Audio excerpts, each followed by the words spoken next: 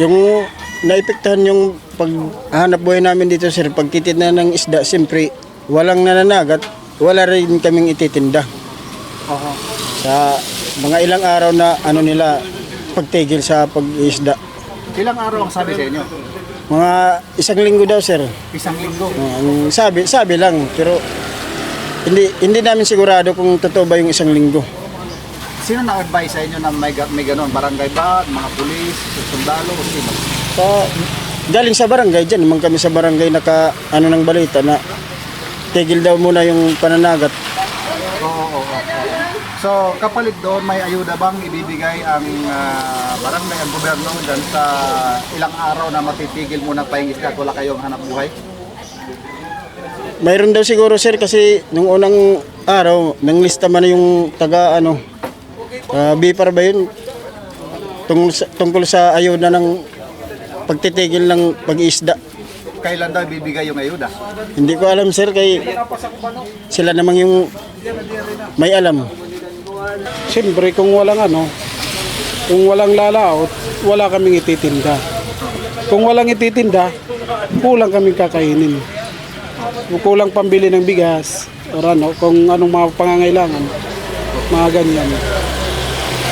Ganyan yung epekto sa balikatan kung mabuti kung di magtatagal lang, mga ilang araw lang ba. O, ilang araw nga ba ang advice sa inyo? Mga 5 days ata. Simula? Hindi ko pa alam kung kailan magsisimula. Pero lang, narinig ko lang, mga 5 days lang daw. So last week sir, nakanihaamon ang taga army nga nagpakilala amon nganhi, nag-inform haamon nga magkakamay-ada daw kani balikatan exercise so dinhi kadagatan.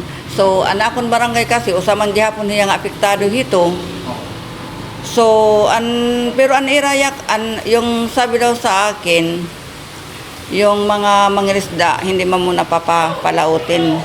So hindi ko pa alam kung ilang days kay sabi daw magpapatawag daw sila ng mga meeting sa mga kapitan ng mga areas na apektado diyan sa balikatan exercise. So sa ngayon, yung pagkakalam ko, ngayon daw umpisa na daw sila ngayong araw na ito.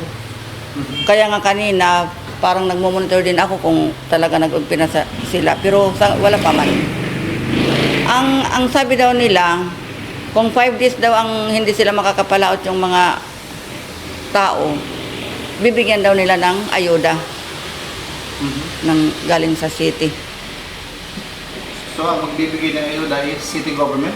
City government dito ang pumunta.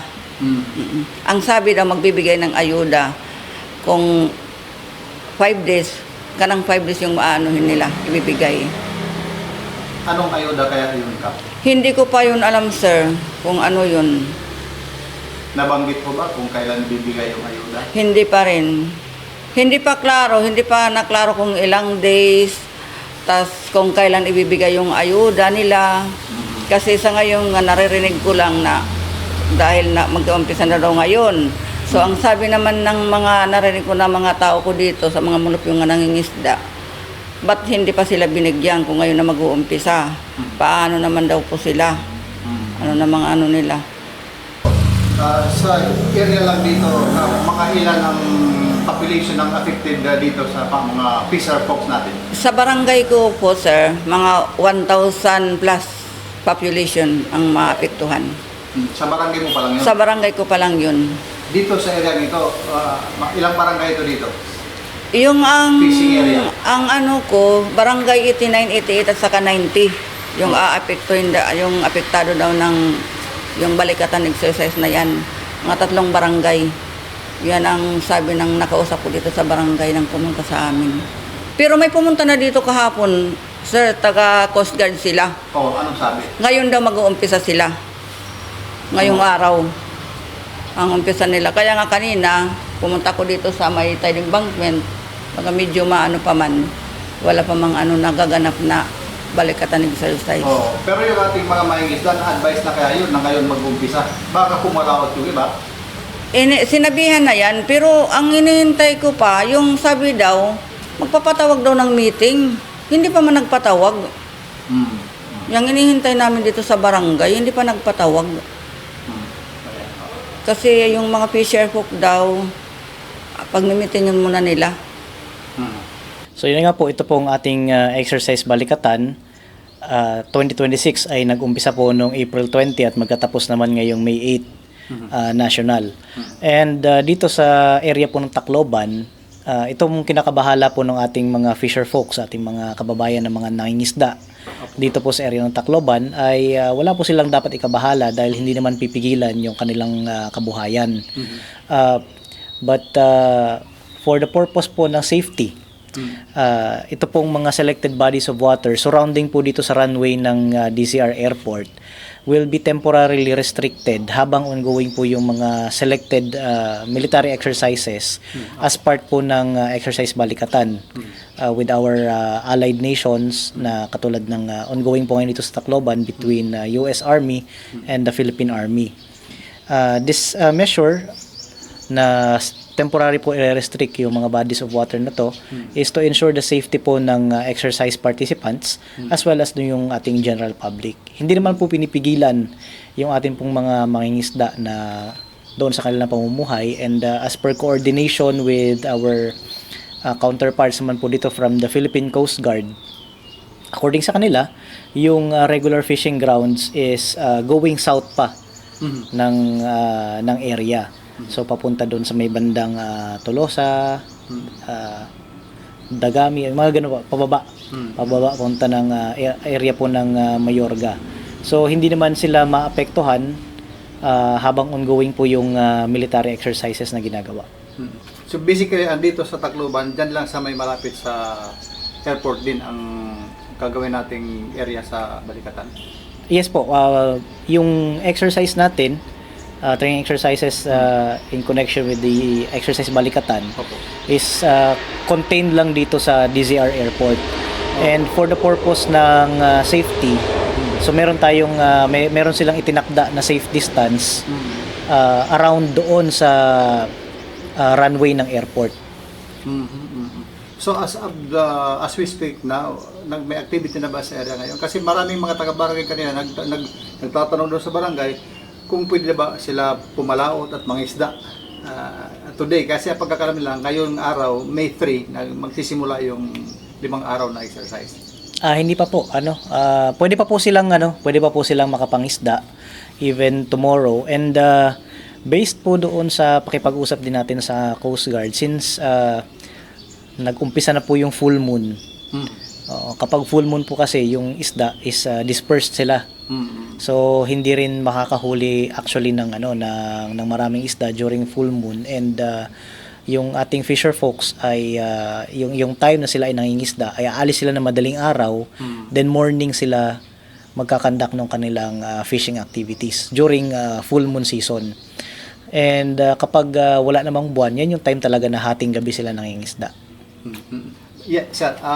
Base po sa inyong coordination meeting with the local government unit at ang mga involved ng mga government agency, sino po mag-handle nung sinasabi ng mga tao na may ayudang hinihintay or ipinangako para sa kanila sa ilang araw na hindi sila makapangisda? Regarding po dito, nagkaroon po ng coordination ang Task Group Tacloban together with the 8th CMO Battalion doon sa ating local government unit ng Tacloban City. Opo.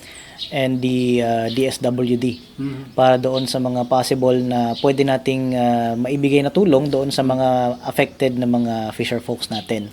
But then with the pronouncement or the assurance coming from the Philippine Coast Guard na yung ating pong fisher folks ay hindi naman po maapektuhan. They are still free na makapangisda at ipagpatuloy yung kanilang panghanap buhay. Ayun, okay. Final note, sir. Mensahe mo dito sa ating mga taong nagwo-worry sa nangyayari, lalo lang yung ating mga fisher folks. Go ahead, sir. Ayan po, para po sa lahat ng ating mga kababayan dito po sa area ng Tacloban, wala po tayong dapat ikabahala.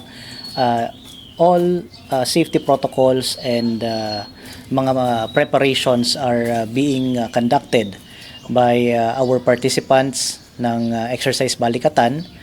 And together with the city government of Tacloban, Tacloban City Police Office, Philippine Coast Guard, Eastern Visayas, lahat po ng agencies na involved po dito ay tulong-tulong po na masigurado na safe and ligtas po na maikakandak at matatapos ito pong ating exercise balikatan without the undue na pagkakaantala ng pangkabuhayan ng ating pong mga kababayan.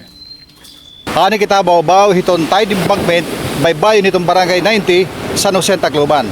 So ito kinikita amot tidak kadagatan, amo ini itong dinuduungan hito naton mga mangrisda dinihini nga area.